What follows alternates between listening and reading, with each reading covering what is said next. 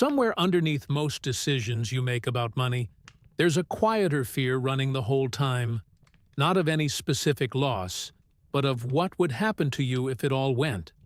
The job, the savings, the comfortable version of your life. You've probably never actually tested it. Most people never do. They just carry the fear, unexamined, for decades, letting it make their choices for them. A Roman writing to a worried friend during a season of feasting and excess proposed something that sounds, at first, like a joke played on yourself. For a few days, on purpose, go and live inside the exact poverty you're afraid of. Not imagine it. Live it. This is that letter, and why doing the thing you fear, briefly and deliberately, turns out to disarm it. The letter opens in December, during the loosest, most indulgent stretch of the Roman calendar, a season Seneca watches everyone around him lean into completely. And against all of that noise, he gives Lucilius the opposite instruction.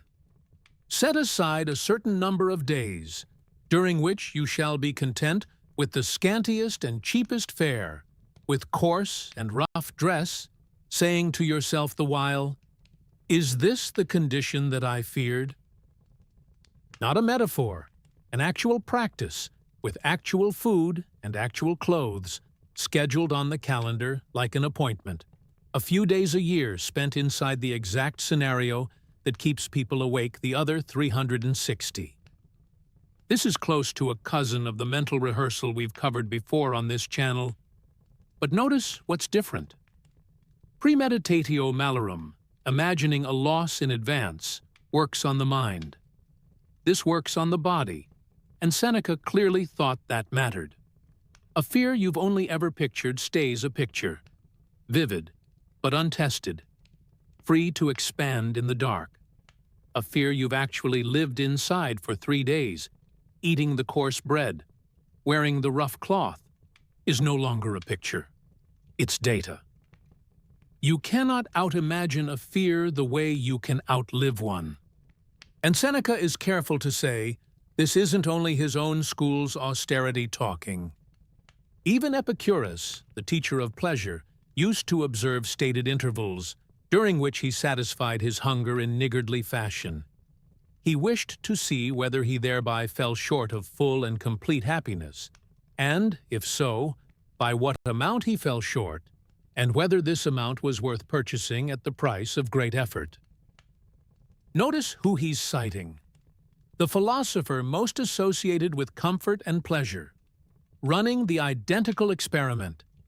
Even Epicurus wanted to know, empirically, exactly how much luxury his happiness actually required, rather than assuming, unchecked, that it required all of it. And what does the experiment actually find? Seneca reports it almost cheerfully. For though water, barley meal, and crusts of barley bread are not a cheerful diet, yet it is the highest kind of pleasure to be able to derive pleasure from this sort of food. Not that poverty is secretly wonderful. He doesn't pretend the bread tastes good.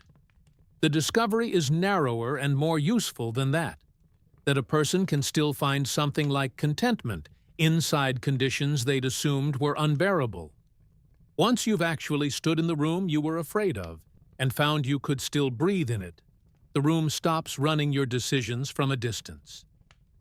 It would be easy to hear voluntary poverty and think Seneca is recommending self-punishment or performing hardship as a kind of virtue contest. That misses what the exercise is actually for. He isn't asking Lucilius to suffer for its own sake, or to prove how tough he is. He's asking him to gather one specific piece of information he currently doesn't have. What does the floor actually feel like?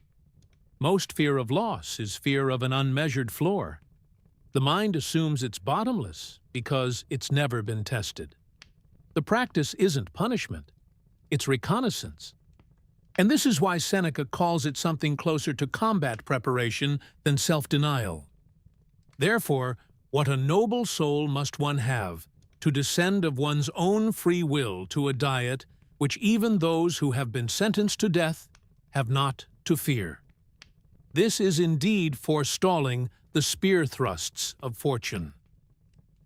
Forestalling, getting there first.